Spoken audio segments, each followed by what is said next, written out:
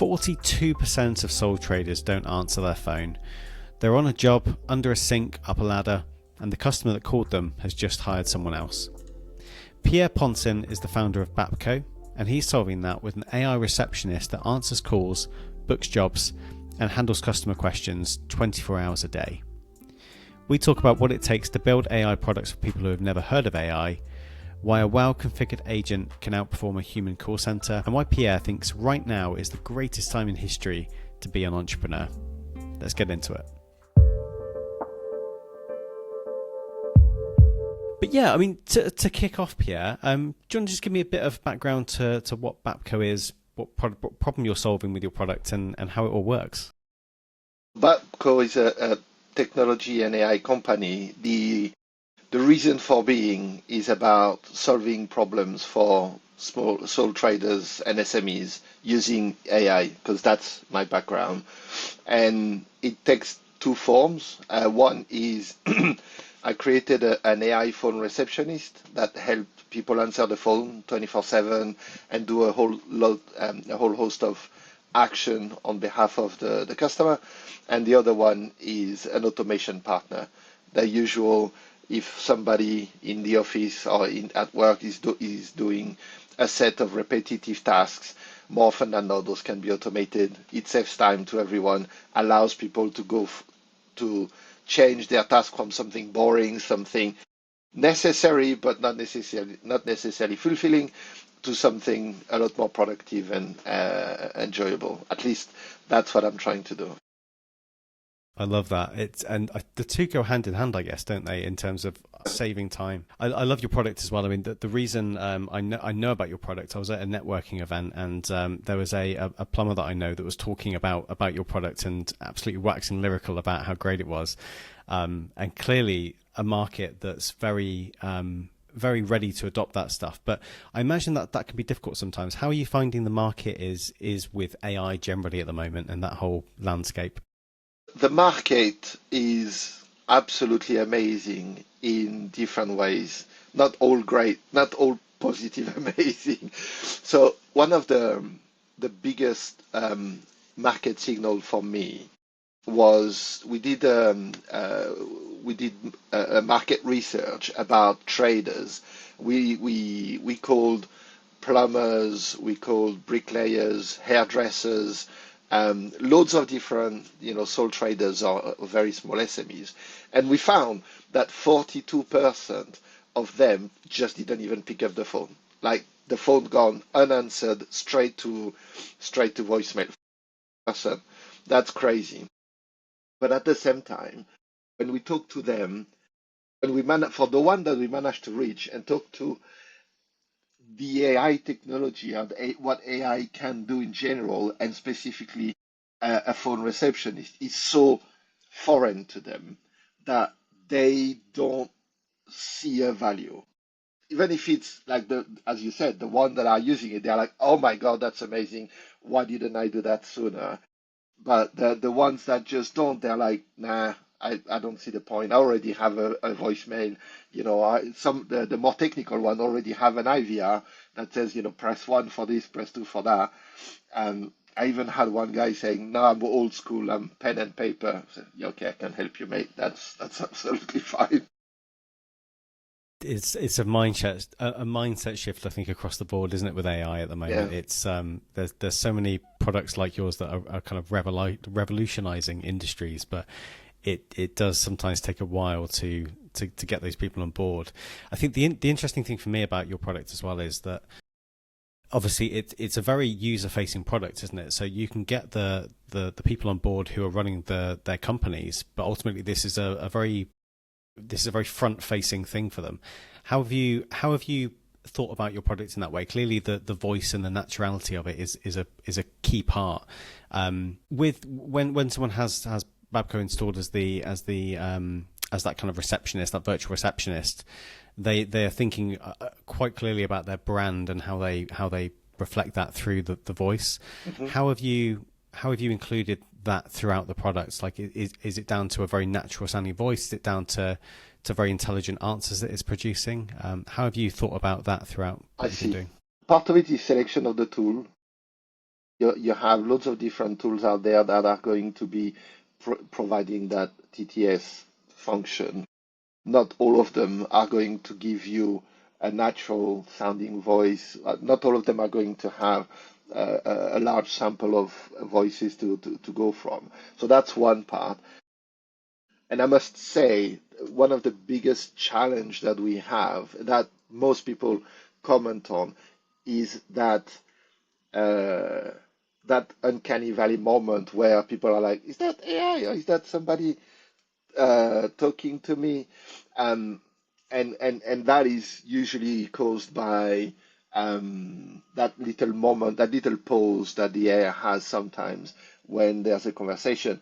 Humans are doing ums and ahs and loads of different sounds um, to to um, to fill the silence. AI doesn't do it. When you try to get it to do it, it's terrible. So just don't try it. And so the quality of the interaction is one thing, but the other thing is the knowledge base. Basically, for each customer, I sit down with them for an hour and we go through a lot of information about their company, who they are, what they are doing, what they are not doing, where they are providing the services, what their USPs are, what their FAQs are. It can become quite a long document that is then uploaded into the agent, and the agent then has that knowledge and not only can answer all of those questions, but one of the things that one of my customers loves about it is that even if a customer, even if the caller, one of their customer, comes in with questions that are not prepared, because it's AI, it understands the context. The answer that it gives are actually very good. And that's how I build a personalized, branded experience for each company to whatever they want. Yeah, that makes so much sense, and that's really, I imagine, where you mentioned those companies that are letting things go to voicemail, or they've got some simpler tech solutions in place. It's worlds away, isn't it, from getting instant answers from something that's available 24/7. Yeah, I'm going to try not to name any brands, but one of my favorite target are customers that are using call centers for to answer the phone and text messages, and the price has gone down for those call centers. They are using whatever method um, they can to reduce the cost down, but the user experience they have is very low quality. You talk to a human for sure, but the experience you have is very low quality compared to a branded experience. I was talking to a customer recently, and the reason that they came on board is because that call center in particular, which I will not name, they kept giving them instructions. Don't introduce yourself as us, introduce yourself as you and say you're taking message for us, but they keep not listening. And on top of that, they're a lot more expensive, obviously. So these are the kind of reasons why it's an easy sell for me. It's like, yeah, I'm a lot cheaper and you get a lot better deal for it. So a Yeah, lot better product. that Like, makes so much sense. It's really interesting, isn't it, how actually getting AI nailed at that end and in a very particular market can, as you say, in many cases be better than humans at the end of the phone potentially, if it's set up in the right way. It's really sometimes awesome. you can, not always. If you have uh, at the moment, the level of interactions you get with an AI phone receptionist would not rival a very experienced expert support call or agent, human agent. That's for sure. But where the differentiation happens is the cost, the price tag. And so I'm a firm believer that AI should be used to augment people and, or, to serve, for example, in the call center setting, to serve as an escalation point when the queue gets too long, but not something to replace the human or to get the human to pick up calls that are more valuable for the company, not necessarily your mundane FAQ. There's a lot of gray area that AI can help and augment the company, augment the employees, whilst helping the company to be better, where the company doesn't necessarily have to cut down their workforce because it's going to save them money. How many times have we all had the experience of you call a company because you have a problem with their product or HMRC or whatever, and you end up on a queue that lasts for 20 minutes, half an hour. You talk to somebody and they say, oh, I'm sorry, but you're talking to the wrong department. Now I'm going to transfer you to the right department. And there you go again. And, this kind of experience can be helped with AI without having to touch the workforce at all. That's kind of my hope for. I mean, at least that's what I'm trying to do with BAPPCO. Yeah, I love that. I absolutely love that. And I guess so. You talk a lot about sole traders, obviously, on your site, and from what I gather, it's a big part of the market that you're trying to address. I would imagine that obviously building an AI that answers calls on behalf of a one-person plumbing business is a very different challenge from building something that's built for a corporate help desk, for example. What are you thinking about for the kind of the sole trader end of the market? How is that different for you? It's a lot simpler. It's a lot simpler to build. The technology stack is there. With the tools that are available out there, you can build pretty much anything you want. You don't have to be an expert in specific language. You can just work hand in hand with the AI tools that are available out there that are making crazy level of progress on a monthly basis. Like every month you have a new version of Claude or ChatGPT coming out, and they are all outdoing each other at a pace that is impressive. The latest version of Claude, I'm using it all the time. When I have a deep problem, I'm going straight on Opus, and then when I just want something simple, I go back on Sonnet because it's really helpful. That's the thing as well, that they all have their unique selling point, in my opinion. Like, I love Perplexity because when I'm doing web search, it's the one that's giving me the best results every time. But when I'm doing coding, I'm going for Claude. When I'm doing day-to-day stuff, I'm doing ChatGPT at the moment. Yeah. God knows what it's going to be in a month or in a year. Yeah, it's keeping us on our toes, isn't it, all the time? Just having to pick the best ones. And I think that for me, the exciting thing actually is there's obviously a load of LLMs out there that are starting to get quite bespoke, as you said, for their individual needs. And when you start extrapolating that out to products just as yours and some others that we talked to, it's really exciting how we start to think about less of the generic approaches and more about how do we specifically solve very, very niche problems in the industries that people are in. For entrepreneurs and people that are starting a business, that's the only way to go, is to find a niche and create something for that. The big boys of this world, the Apples, the Microsofts, the OpenAI and all that, they are the ones, they're coming top down with, market-wide approach for new product, which is great opportunity for the likes of us because we use their tool to do something that we couldn't do 10 years ago. Yeah, of course. And speaking of kind of that approach, what's your background? What's your journey been like in terms of the past few years for you? So I'll try and be quick. I came to the UK 26 years ago to start a business with my brother, being French at the beginning, because the UK is a great country to start a business. Maybe I should say was a great country to start a business, much less red tape, much less admin. It was a dot-com business at the moment when the dot-com bubble exploded, so that didn't work. Went on the rat race for 25 years. I went from call center to CTO, CPO into a software company that was delivering large-scale hardware and software for the NHS. So I did, I worked hard and I climbed the ladder. I learned a lot, and that was an amazing journey. And when AI started and I saw an opportunity, the kind of things that the corporate world I belonged to then was doing with AI was not necessarily aligned with my own values. And so that's why I decided to create BAPPCO with the specific aim of helping small businesses grow and traders work more efficiently. And use AI as an augmentation tool for humans, not as a replacement tool for humans. Yeah, that's awesome. I think that message keeps coming through more and more these days around people hopefully start. I think at least technologists like us, we're starting to understand that balance of almost like a co-pilot on our shoulder. I feel like it's starting to get out to the wider people, but I think there's still that fear mongering that goes on, isn't there, in that unknown, which of course we all deal with.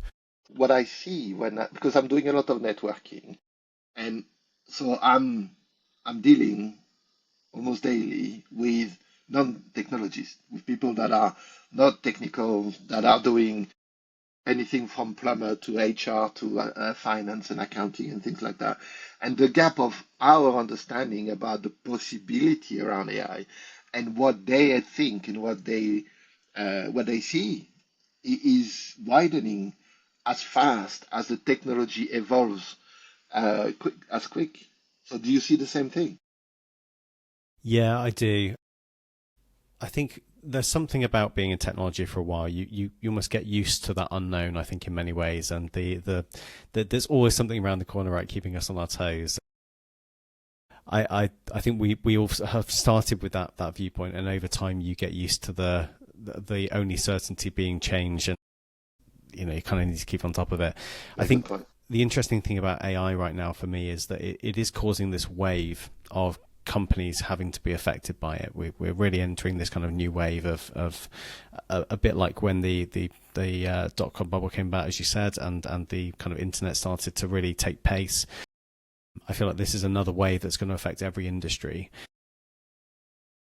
My hope is that I think adoption seems to be getting there. It'd be interesting to see your view on this, but I think certainly 6 months, a year ago, there was still a lot of people that I was speaking to that were even thinking about how do I even start to use ChatGPT on my daily basis, to now almost everyone I speak to is using it regularly, which is great. But I think there is that gap still about where industries are going and what it's going to mean for a lot of people. I completely agree. And it's you can see people are educated more. Exactly as you said, 6 months ago, a year ago, people were like, "What's ChatGPT? How can I use it?" Now most people are like, "Oh yeah, I'm using ChatGPT to help me write my emails, my reports, and things like that." And I also have a few examples of customers or prospects that ended up on hot calls because they trusted ChatGPT a little bit too much without checking the facts behind it. And all of that is part of the education. So that people are need at the moment. One of the things I'm doing at the moment is trying as much as possible to find opportunities to do presentation, education slots, workshops to help people in the area understand more about what is AI, how to demystify the hype, like, AI is going to take all our jobs. That's the biggest one at the moment. And I firmly believe that is not the case, that it's going to create loads of jobs. Like I was listening to a podcast where very interesting diary of the CEO on, you might know about it. But, yeah. And one of the things that they were saying is that there's loads of disruption that happened over the years. And in communication, for example, when you used to be a journalist 30 years ago, the price of putting content out was very high. That industry was very closed. With the advent of AI, with the advent of social media, YouTube, and all of that, now you've got teams of a handful of people that are creating content and generating a lot of interest and a lot of money with a shoestring budget compared to what the traditional media, the legacy media, used to be. And that's just one example of the disruptions that we are going to see. And one of the things that I saw in my previous corporate life, because I was part of a company that was multi-billion pounds, but based in Canada. And so we had loads of companies put together, loads of training, loads of understanding, and they were terrified.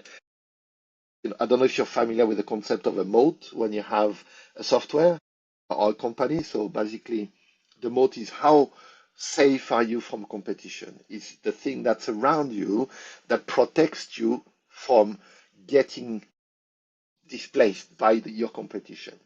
And the mode that company used to select specifically companies that had a very deep vertical engagement. So they were very sticky with the companies that they were working with because they had in-depth knowledge of that vertical. They were not broad like the big boys, but they had that very deep knowledge.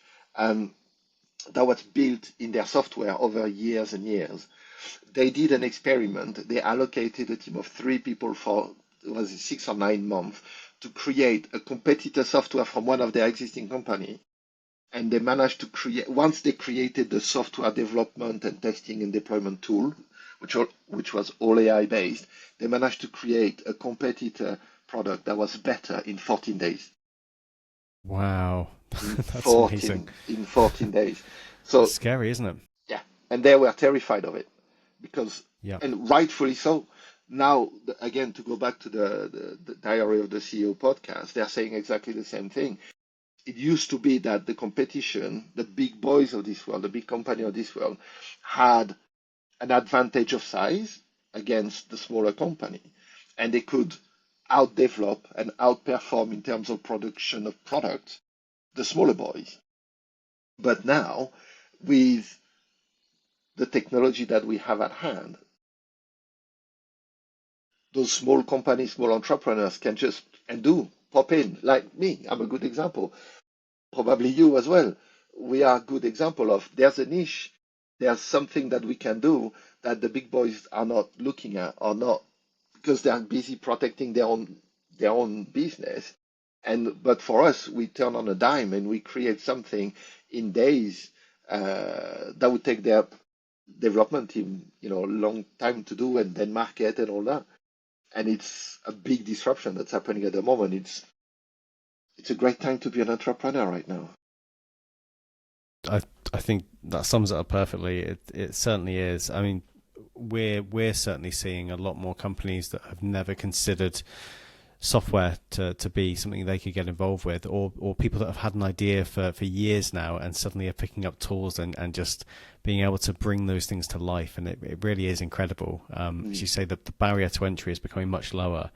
And I think in that, it's only going to increase creativity and the solutions that we have at play, right? It's going to get many more people excited about creating solutions for problems. And for me, that's the hope, in the sense that, yes, AI and automation that technology is going to disrupt the job market. But the hope is that it's also going to create more jobs than the jobs that are going to be disrupted. There are going to be different type of jobs, but so long as, and I'm living this day to day, by the way, so long as you have an idea and you know what you want and you know how to, as I said, argue with your AI to actually get the things done you want, you can create anything you want. And it's, amazing time. I absolutely love that.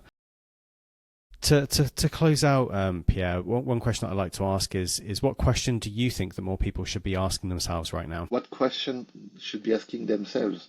How can I use AI to be a better me?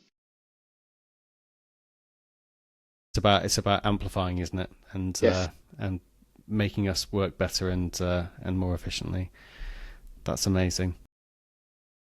Awesome. Well, thank you so much, Pierre, for spending some time with me today. It's been amazing to learn about your fantastic products, your company, the journey you've been on, and your really insightful thoughts about AI. I think you've got such a positive attitude, and I really hope that starts to spread with the work that you're doing to educate and to get AI out there much more.